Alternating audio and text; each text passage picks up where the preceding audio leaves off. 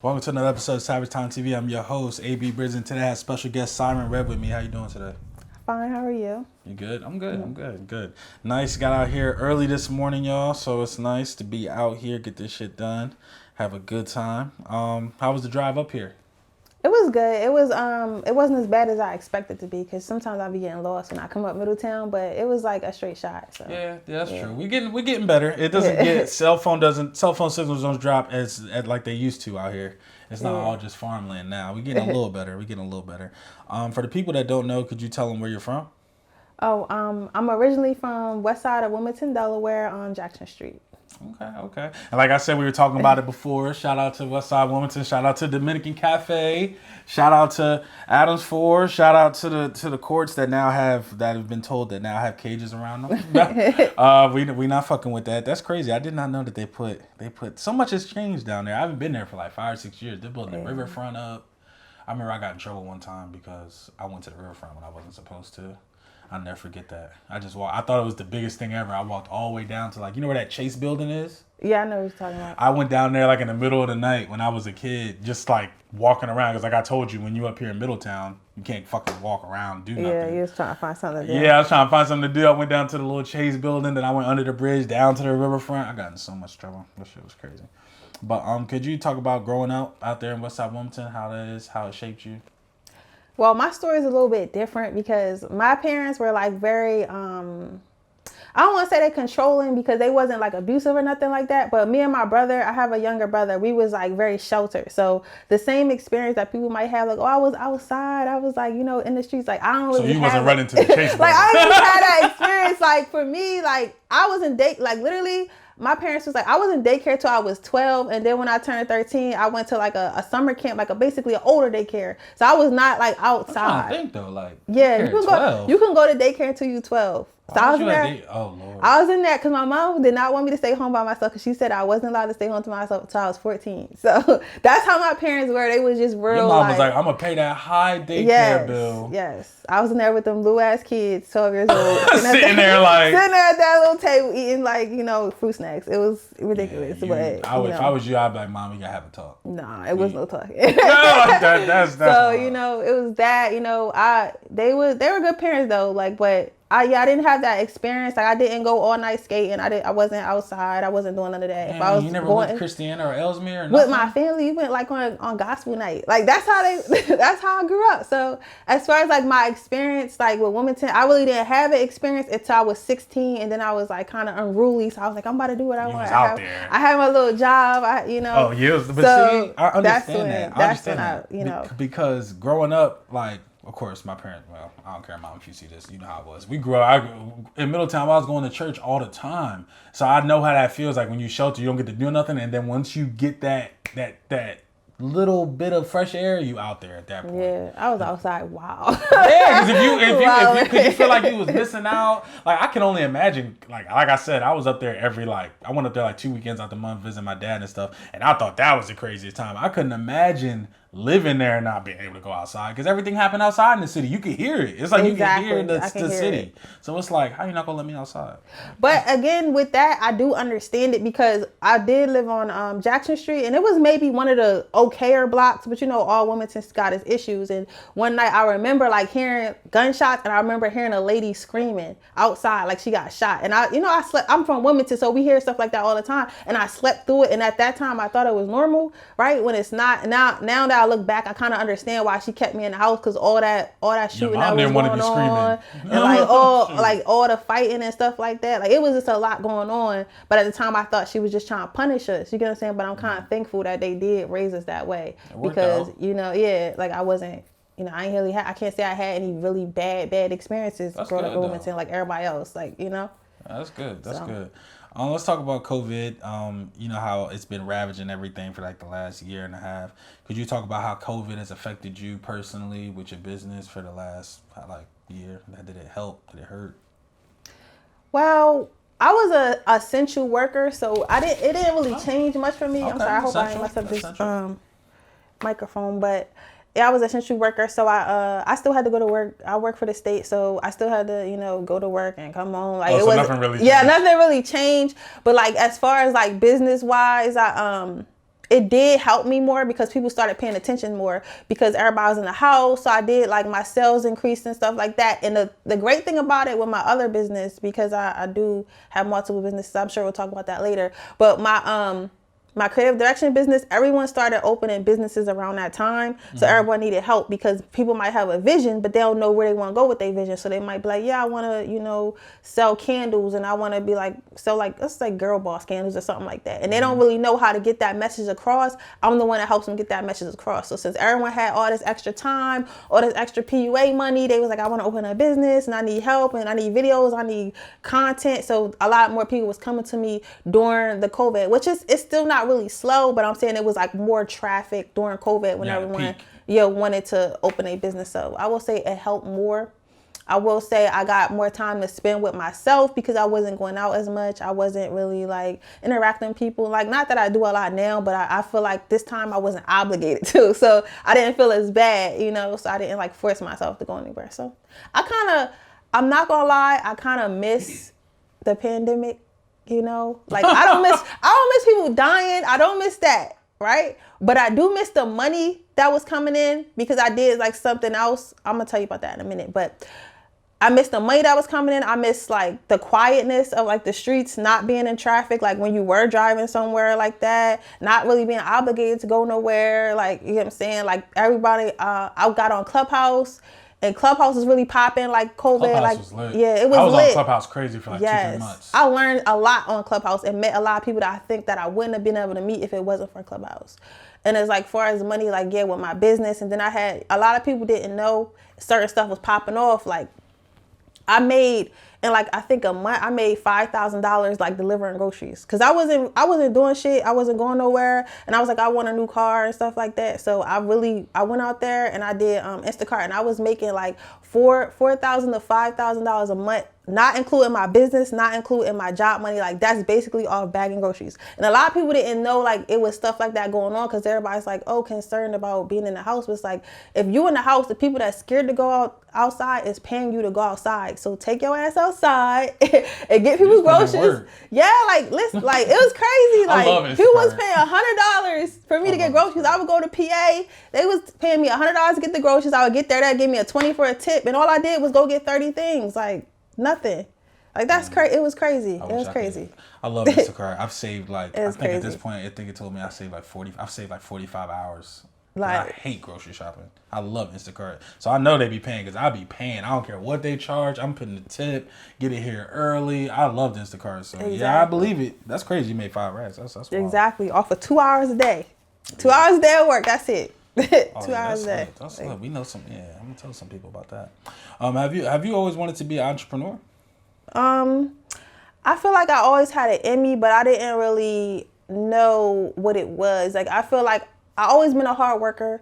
Like when I turned 14, the first thing I asked my mom for was a job because I wanted my own money. Like they was good. They was good parents. They gave me what they had. They did what they could. But like I'm like, I don't like waiting for stuff. I like to get what I want. I like to, have what I want. So I asked for a job. So I always been a hard worker. I had all types of summer youth jobs. I worked at a hospital for like 5 years, like working so I always been a hard worker, but I didn't know that I could work for myself. And if I worked just as hard, I could make money. So when I kind of got into entrepreneurship accidentally, like I kind of fell in love with it because like I'm still putting in that hard work. I'm still, working hard, but I'm getting money on my own terms, and I can work myself as much as I want to work myself, not as much as other people working myself. You get what I'm saying? So I think I didn't always want to be, but once I did find, it's like poison now. Like I don't know. It's like in me. Like I can't. It's addicting. Entrepreneurship gives you freedom, and freedom is once you experience it, it's you don't never want to go back. You know what I mean? Once you like, I control my time. I control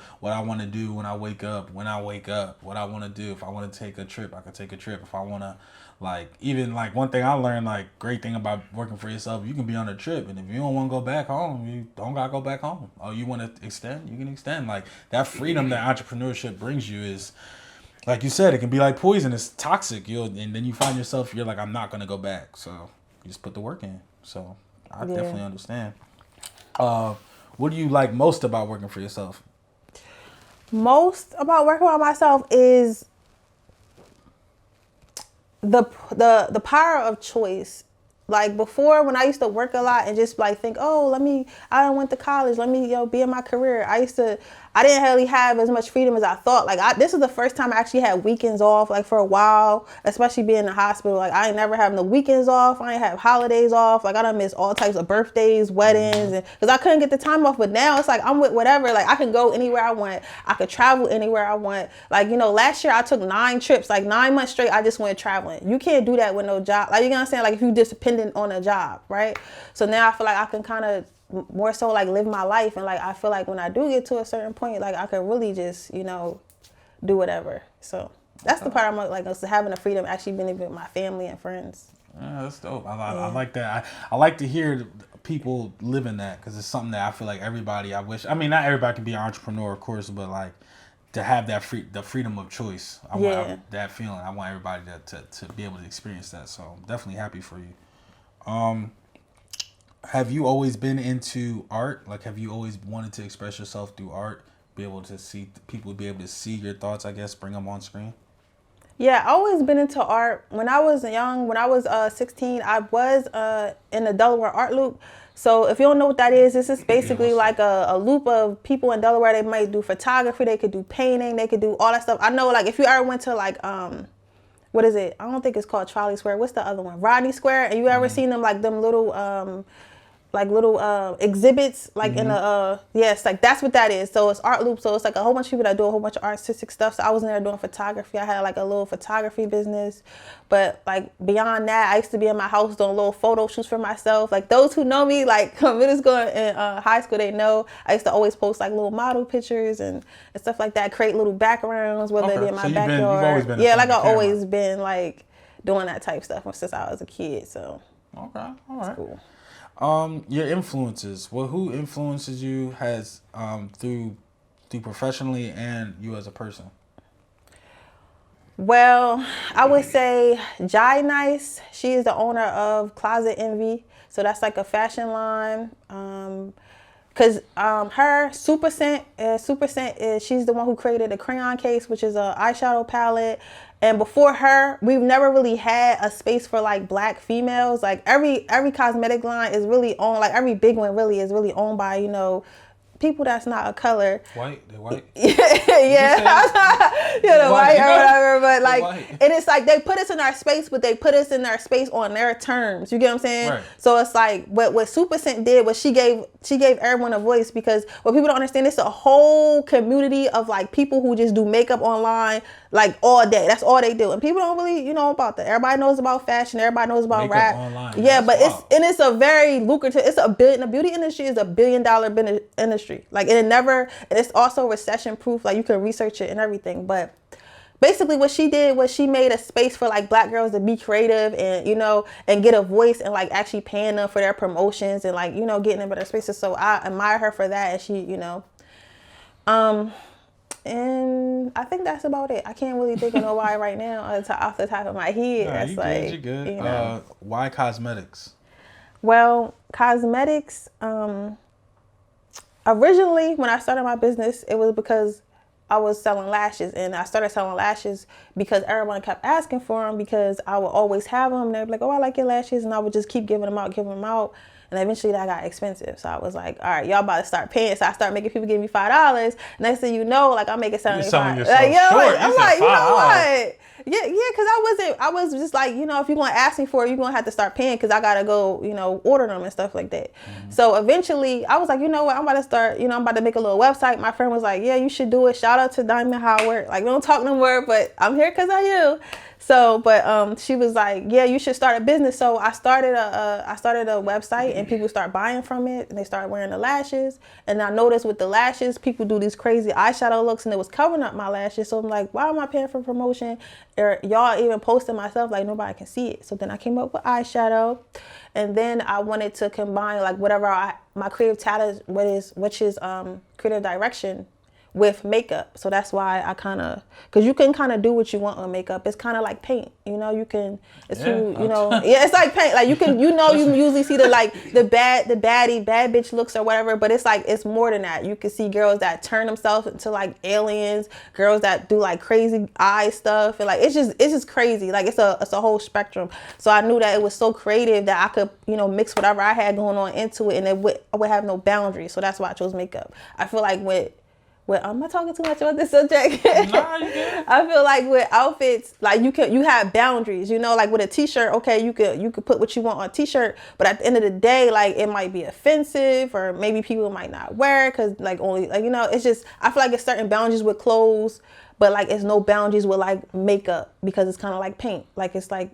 if that makes sense. Yeah, no, it makes sense. I never heard somebody break it down, comparing it to paint. I've definitely had a couple cosmetic people on, and that's I haven't heard that. That definitely makes sense, because I was even thinking to myself, like, I think us men is selling ourselves short, because I'm like, that's a lot of money in this cosmetics. Like I'm like, and y'all gonna pay for it. Like clearly, like like lashes, like you said, it's like so much that goes into it. You got the lashes, the eyeshadow, and this is all just for your eye. Then you got the eyebrow. Y'all be doing stuff to the eyebrow, and that's just all your eye. And there's people that can just, it's just so much. It's so expensive. Not expensive, expansive. It's expensive too. Yeah, and expensive. And y'all don't mind paying it. So it's like, I'm thinking to myself, like, man, I'm going to have to get into it myself like that.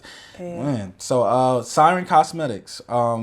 What do you offer there at Siren Cosmetics? So Siren Cosmetics, we are transitioning. I think I will be kind of letting go lip gloss and lashes and stuff like that, and more focusing on eyeshadow. Because what I did now is all in the eyes. Yeah, seems like it's all in the eyes. Yeah, so because now I've turned my eyeshadows into stories because of it. I wanted to tell stories. I'm a creative director, you know, and I wanted to make something that resonated with women because, okay.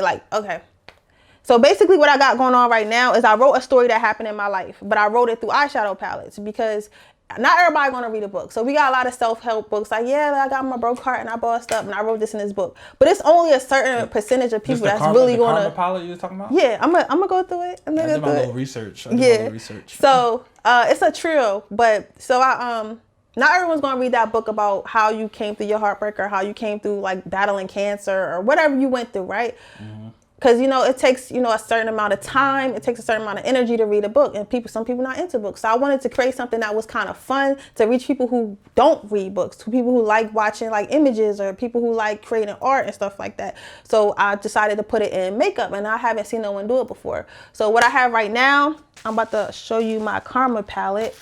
I had went through a breakup, and I illustrated because, you know, most artists, most of the stuff you see, even with rappers and singers, it's about when you rap and you sing about stuff you've been through. So I put my story in an eyeshadow palette. So what I did was I wrote a movie and I directed the movie, and it's a QR code. This one don't have it. I don't know why this one don't have it.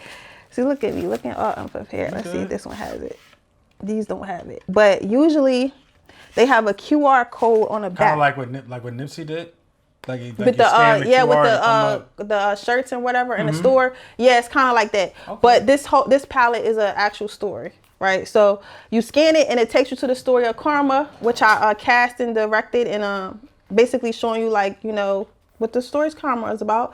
And everything that's got to do with the palette all goes together. So even the colors in here, like the reds and stuff like that, the reds was like me being angry and being like in a situation that wasn't so good for me, and then it goes up to more grounded colors where I was like, okay, I'm about to leave and find peace and stuff like that and find healing. So it gets more grounded at the top. So everything is really intricate. Even like the names in here, it's like PSD, it's like level up, it's like, you know, trigger and stuff like that, trauma. So I put a lot of thought into it. Even like my character, I designed everything from the eyeshadow colors in here to the actual cartoons on there. I have worked with an artist out in San Francisco, and she draws them to me, and I describe what I want the character to look like and what colors and stuff like that. And that's how it goes. So right now I have the breakup trio. So it started with Karma, which is me leaving. Then it goes to Trap Queen, which is me opening my businesses and becoming more independent.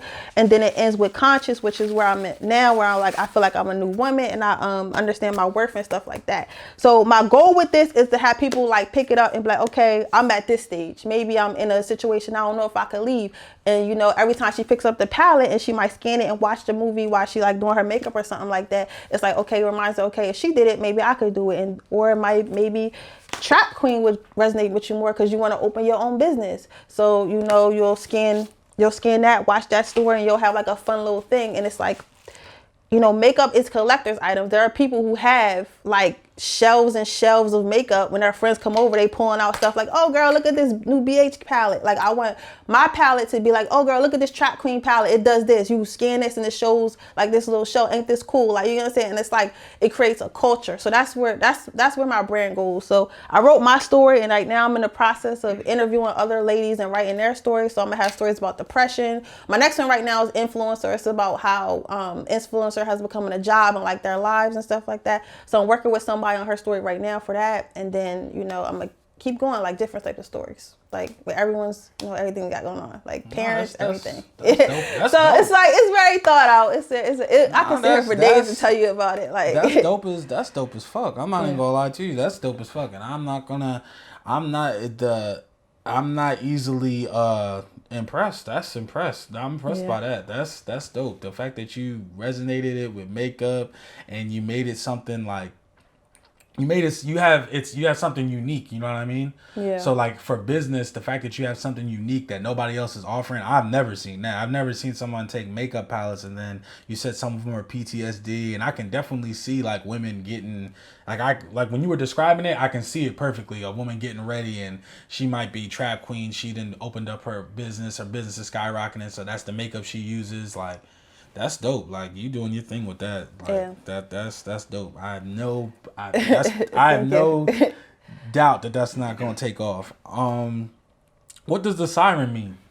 Oh well, Siren is something I got in college. It kind of doesn't really equate too much to the business, but one day I was in college. We had watched this movie called Brothers Out Thou. It's like an old time movie, but I went to school for like behavioral science, so we was watching it to see like why they was doing what they was doing in the movie. And there was this part in the movie where these guys had came to this lake, and there was these 3 women in the lake, and they were all singing. They all looked different. Like one had like a really like sexy aesthetic, like she had like the red lipstick and like the long hair. The other one had like a little natural aesthetic, so she had like big curly hair with like flowers in it. The other one looked kind of like, I don't know, like kind of sweet a little bit, like she would be like an angel or something like that. And I remember watching it, and I remember being so amazed how all of them was like very beautiful, but they was all different in their own right. Like they didn't have to be one thing. And I resonate with that because literally I changed my look, I changed my style. Like so today I might look like this, tomorrow I might have red hair and like a leather dress. Like I'll change my aesthetic so much, and I feel like we always try to put ourselves in a box. Like you don't have to be in a box, you can be whatever you want. So that's why I named myself Siren, and then I named my company after myself, which is Siren XO. So that's where I got the name Siren from. You gonna make your name Siren, like your legal name Siren? I don't know, I might. But Siren, like what it means, because I asked my professor what they were, and he said they were sirens. So it's like it makes. I know what a siren is. I'm into that type. Like I'm into that type of stuff. So I was like, I mean, there's nothing wrong with it, but they're like loud and like they in the water and they can kill you and stuff. Yeah, like they can kill you, and I like that, and I. So when I first saw it, I was like, damn, I was like, damn, I hope she don't like. I was like, well, not hope, but I was like, hope she don't bite my head off if I just reach out to her real quick, because her name is Siren. I was like, but it's. You know, but it sirens, fits, though. like, they don't always have to be loud. It's no, they ones. sing you know too. They sing. It's different types. It's birds. It's all types. It's a lot. It goes into it. I like the versatility. It's dope. You said you went through a messy breakup. Could you describe to us what happened? Like, what was that about? Well, I always been in a relationship since I was in like high school. Like so I had a lover. I guess so. I don't know what was wrong with me. Nothing's wrong. Nothing's wrong with that. I think that because I grew up in a two-parent household. Like I didn't have my father. Like I knew who my father was, and like I went to his house and he was married with his wife, and I had my mom. She was married with her husband. But my stepdad been with me since I was 3, so it's like my dad. You know what I'm saying? So since I seen that, like I had no problem. Yes, what I wanted. So I always kind of went towards that. So I was in a relationship in high school. I got out of high school. I was like single for a couple months, and then I was in a relationship throughout college and stuff like that. And then so this has been your first time you've probably been. Yeah, I've been single for a time. I've been single. Yeah. So and then it's like, and then I was in a 3-year relationship. I broke that broke off, and then the relationship. This is about after that. I was kind of single for a month, and that's when I was doing all this traveling. I had met this guy out in Vegas. Like shout out to him. I hope he'll see it, but like. I had met him out in Vegas, and we just moved real fast. He lived down south, and I was going out there flying out to visit him, and he was flying out here to visit me, and like everything was real cool. And like I was young, I was like 23, so he had everything. Like he was like 27, 28. Yeah, he was 27 at the time. But he had money. He did Airbnbs and all that stuff or whatever, and he had whatever. Whatever. So he had me out there flying and stuff in this apartment and stuff for like 8 months. I was living, but at the same time, I always felt like suppressed, and it was like low key like abusive. Like he was like very like possessive and like I kind of a little insecure. And it was I just went through a lot with him. I know what you mean. You know what I'm saying? I went through a lot. What you put right, down. but at the time I never thought I could leave that situation because I'm so comfortable. Like I'm comfortable. He does. This is a man that people want. Like I can't just get up and go. So I didn't think that I could get up and go. But like one day I just was like, you know what? Fuck this. I'm like, if I stay here, I'm going to end up like getting pregnant or something. This is going to be what I like. I'm going to have to live like this. I'm not going to be able to, do nothing. So that's where, karma came from, because I ended up leaving that situation, and, we was like back and forth. And then one day he was just like, he just ghosted me, went with another girl and all that stuff. And it kind of hurt. And, but I took that pain and I, transferred it into something different and, made my business. He ended up, going to jail. He in jail right now for murder. So he not ever getting out. You know what I'm saying? So it's like, what if I never left that situation? So I thought I should write about it because I think about it like this. If she couldn't leave, right? So what if I didn't leave? I could have been me. Right, because he killed the girl he was with. So, damn, yeah, for real? Yeah, he actually. A lot of people don't know this. The first time I told this on an interview, I'm an easy person to yeah, talk to. he killed the girl that he was with.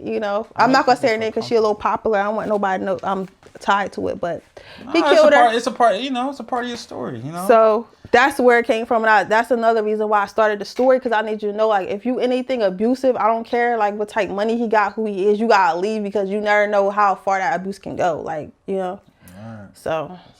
Okay. And the crime was really very bad. Yeah. Very. What does it mean to be what does it mean to you to be a creative director? Well, to be a creative director, for me, it means to help people get their vision across, because it's a lot of talented people in Delaware and Philly, like in the tri-state area. It's a lot of talented Black people in general, right? Well, fuck it. Y'all know what I mean, because I don't want to sound like I'm being racist or nothing. Not being racist. but I'm just talented Black people. It's a lot of talent, but people be in the comments like, that's like, that's fine. You don't got to worry about it. But it's a lot of talented Black people, but I think that some people don't understand how to get their point across. So they, again, like I said earlier, well, me and you was probably talking. I don't think I said that on camera, but somebody might have like a candle business and they want make candles for girl bosses, and she don't know how to get that point across, right? She just know that she want to make candles and that's what she wanted about. So she don't really know what she want to look like. So you will come tell me like, hey, this is my story. This is what I want to be. Can you illustrate it for me? So it's kind of like me being a book writer and a storyteller, but on camera. So that's my favorite part of being about a creative director, because I feel like I'm birthing something. So whether they keep running with it or not and stay with it, I helped you birth it. You get what I'm saying? So it's like I'm passing you the torch. I hope you run with it. I hope it works out. But at least you got your images. At least you know where you're going with it. At least you got your aesthetic. So that's my favorite part. Okay. All right. I like that.